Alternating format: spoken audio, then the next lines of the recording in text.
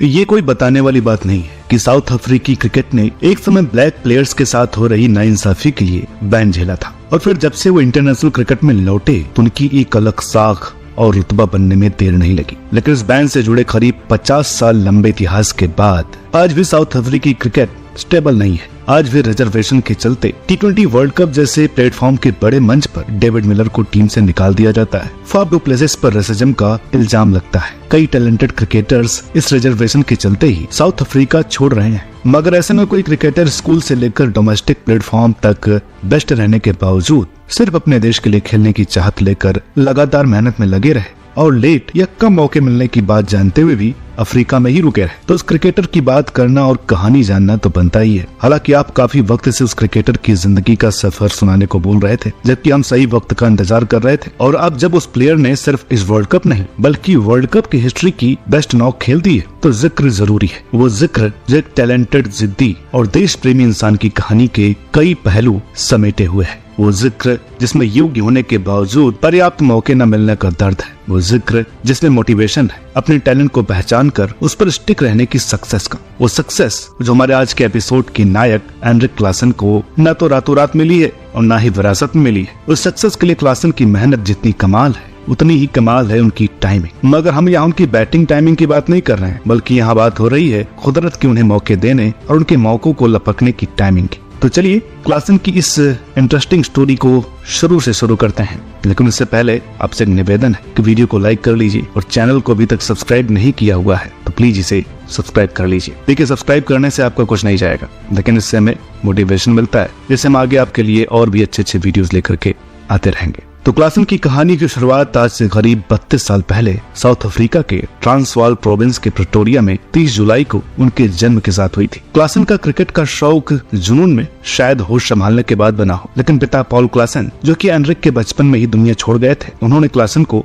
देशभक्ति का एक ऐसा जज्बा विरासत में दिया जो कि आज मिसाल बनकर साउथ अफ्रीका के रंग भेद वाले गहरे सियाह आसमान पर सितारा बनकर चमक रहा है। दरअसल पूरी बात यह है कि जिस दौरान एंड्रिक क्लासन जवानी की ओर कदम रख रहे थे और क्रिकेट को बतौर प्रोफेशनल चुन रहे थे, उस दौरान ये अफ्रीकी क्रिकेट में कोटा सिस्टम को लेकर बवाल शुरू हो गया था। हर स्कूल टीम में कम से कम 2 ब्लैक प्लेयर्स होने या प्लेयर्स का अफ्रीकन लैंग्वेज आने की शर्त रखी गई। अब जो डिफरेंस एक जमाने से लोगों के बीच है उन्हें मिटने में तो कुछ वक्त लगता ही है, बस अफ्रीका के केस में वो वक्त ज्यादा लगा और फिर शुरू हुआ उस प्लेयर्स का दमन। बात ये बनी कि जिस भी स्कूल की टीमें नंबर ऑफ प्लेयर्स और लैंग्वेज वाली शर्त का पालन नहीं करेंगी उनके स्कूल की टीम को बैन कर दिया जाएगा। यही क्लासन पहली बार शिकार बने रंग भेद के चलते नियमों का, और यही वो मौका था जब उनके कोच या कहीं अफ्रीका की फेमस एकेडमी मेनलो पार्क के नायक आर्नो वैन बीक में क्लासन को सच से रूबरू करवाया। वैन बीक ने बताया कि मैंने उसे उन दिनों बोल दिया था कि अगर इंटरनेशनल क्रिकेट में कुछ नाम कमाना है तो साउथ अफ्रीका छोड़ना ही सही तरीका है। कोच बीक की ये बात शायद क्लासन के दिल में घर कर गई, मगर साउथ अफ्रीका छोड़ने के लिए नहीं बल्कि वही रुकने के लिए। क्लासन ने उस दौर में अपने करीब 1 दर्जन दोस्तों को इंग्लैंड, न्यूजीलैंड और ऑस्ट्रेलिया में जाकर बेहतर लेवल की क्रिकेट बिना किसी परेशानी के खेलते देखा, जबकि अपने देश में क्लासन को हर कदम पर टैलेंट से ज्यादा कोटे सिस्टम के चलते सीमित मौकों का इंतजार करना पड़ता। वो पिछले 20 सालों में मेनलो पार्क में ट्रेंड हुए 5000 बच्चों में सबसे ज्यादा टैलेंटेड था। कोच वैन वीक की एनालिसिस साफ बताती है कि क्लासन की क्रिकेट और उनकी सक्सेस को लेकर कितने डेस्परेट और इमोशनल रहे होंगे। जब उन्होंने देख लिया क्लासन देश नहीं छोड़ रहे हैं तो क्लासन को पोर्ट एलिजाबेथ ले जाने पर जोर दिया, लेकिन क्लासन थे कि वहाँ भी अपने वफादारी वाले जज्बे पर टिके रहे। इस दौरान क्लासन ने अपना टैलेंट कई बार प्रूव किया, जिसमें सबसे बड़ी मिसाल है उनका नॉर्थर्न के लिए 2012-13 सीजन में लेट डेब्यू के बावजूद 42.58 की शानदार औसत से परफॉर्मेंस देना। क्लासन ने फर्स्ट क्लास में नॉर्थर्न के साउथ अफ्रीका की मशहूर डोमेस्टिक टीम टाइटंस में 2015 में जगह बनाई और 2017 में एक ऐतिहासिक शतक के साथ अपनी टीम को जीत दिलाई। क्लासन के पास आज 85 फर्स्ट क्लास मैचों में 5347 रनों का बैकअप है। तभी पहाड़ शायद इससे छोटा ही होगा। बाकी क्लासन का स्ट्राइक रेट और उनका मिडिल ऑर्डर में तेजी से रन बनाने की कैपेबिलिटी के साथ उनका कीपर होना, ये सब एक रेयर और डिमांडिंग कॉम्बिनेशन है, जिसके चलते क्लासन को जल्दी साउथ अफ्रीकी इंटरनेशनल टीम में आ जाना चाहिए था। लेकिन कीपर के तौर पर डिकॉक,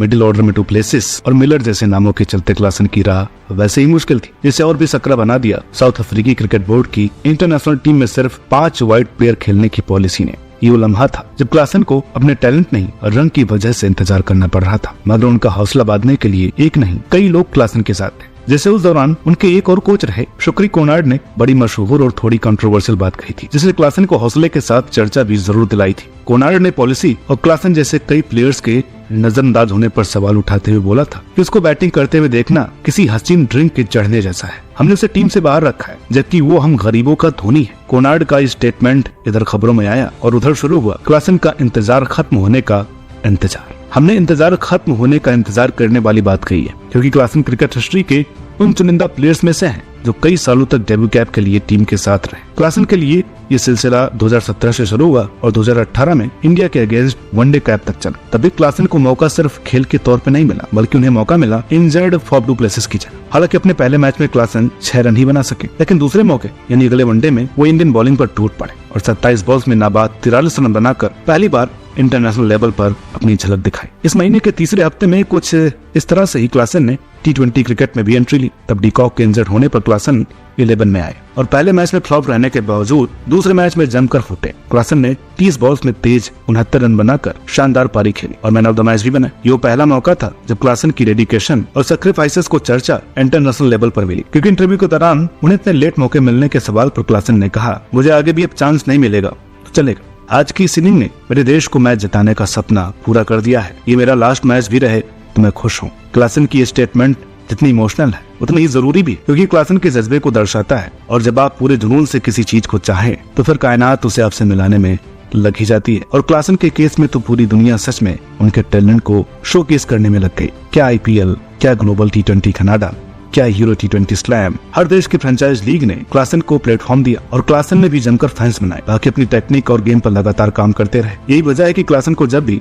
T20 से वनडे में शिफ्ट करना होता था तो ज्यादा परेशानी पेश नहीं आती थी। इसलिए आज की तारीख तक क्लासन 41 T20 मैचों में 450 के साथ 710 रन बना चुके हैं। तो वनडे क्रिकेट में 46 मैचों की 43 पारियों में 44 की औसत और 117 के स्ट्राइक रेट से 1611 रन बना चुके हैं। वैसे क्लासन को वनडे फॉर्मेट बहुत राज भी आया है। अपने 46 मैच के छोटे करियर में क्लासन के नाम है 6 हाफ सेंचुरी के साथ 400। खासकर 2023 में तो क्लासन ने जो कुटाई बॉलर्स की वनडे में की है उसकी गवाही हिस्ट्री चीख चीख करके देगी। पहले तो उन्होंने मार्च के महीने में वेस्टइंडीज के सामने सिर्फ 61 बॉल्स में नाबाद 119 रनों की पारी खेली। फिर जब वर्ल्ड कप शुरू होने वाला था तो ठीक 15 दिन पहले ऑस्ट्रेलियाई बॉलिंग को ऐसे धोया कि जैसे मौका लौटेगा ही नहीं। उस रोज क्लासन ने 83 बॉल्स में 174 रन बनाए, जिसमें 13 चौके और इतने ही छक्के शामिल थे। ये वो दिन था